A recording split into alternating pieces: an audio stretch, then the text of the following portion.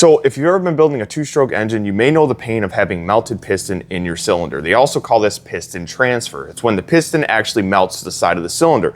In this video, I'm going to show you how to simply remove all this piston transfer onto the cylinder with a super simple tool or product, which is muriatic acid. So let's jump right into the video. I'm going to show you guys how to easily remove this so you can get on to building your engine. So the process of actually removing the piston from the cylinder is pretty simple. And as you guys see in the beginning of the video, we're going to be using muriatic acid. Now, muriatic acid is super dangerous. It's a poison and it's very fumey. So you don't want to get it in your skin or eyes or any of that stuff. So make sure you are careful with it. And when you're doing this, make sure you're in a well-ventilated area because the fumes that come off of this are absolutely insane. And muriatic acid can be bought at your local hardware store. So I believe it's a Pool product, I'm pretty sure. But anyway, what I like to do is I like to take a Q-tip and I like to dip the Q-tip into the muriatic acid and you just dab it on where the piston is, melt it onto the cylinder.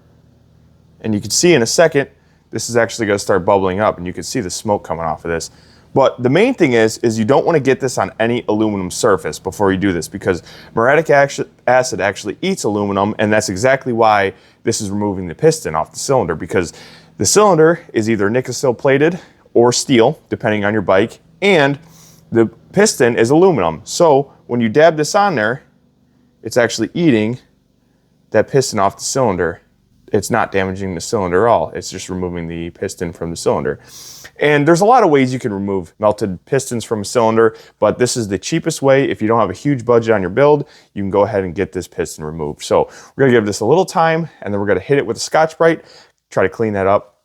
But you can actually see, if I could zoom a little bit here, you see how it's bubbling up there? That is because it's actually eating that melted piston. And try not to get this in the ports because it will go down into the ports and actually eat the aluminum inside the piston. So we'll give this a couple minutes and then we're gonna come back with a Scotch-Brite pad. So we waited a couple minutes, our muriatic acid is done bubbling up. I'm gonna go ahead and take a Scotch-Brite pad and just start hitting this affected area and trying to clean up that melted piston in there. It's also a very hard thing to film, so I apologize for that. You can't see it all that well, but trying to film a little 80 cylinder with not the absolute best lighting in the world is relatively difficult. So we're just gonna keep Scotch-Brite in this real quick and then I'll show you guys what it looks like.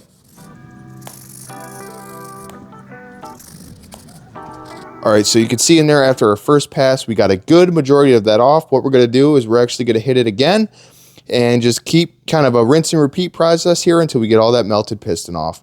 All right, so taking a look back at our problem area, this is about after 30 minutes of work. You can see all the melted piston that was here is now all gone. Now you still see some of those black scuff marks. Those are just score marks.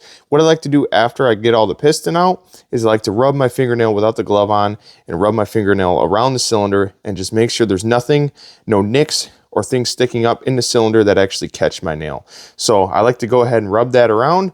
And then after this stage, I like to take a red Scotch-Brite and just scuff up the whole inside of the bore and just make sure that it's all nice and not too shiny, you know, not too glazed, just nice and roughed up so the oil has something to run through.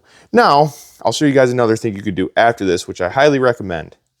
So after you get your cylinder, all your piston out of your cylinder, what I do recommend now is taking a ball hone, just like this one. This is actually called a flex hone, and just giving it about 5 to 10 passes through the cylinder just to get that cross hatching back, and then you're all good to go. So this is something that you're not building a race engine, but it gets you back on the track and it gets that melted piston off your jug. If you're trying to save a couple bucks, this is a really easy way to do it. Now, if your cylinder is super bad, I just recommend getting it, you know, replated or recoated.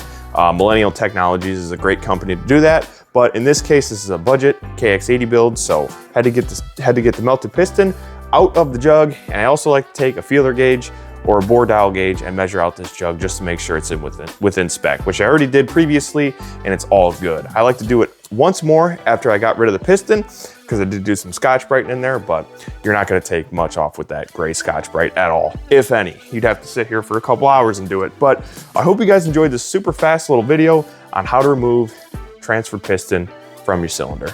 Also, if you guys are interested in seeing a 2001 YZ125 build, make sure you check out these two videos here because we are building a absolutely sweet 01 YZ125. So make sure you get and watch that.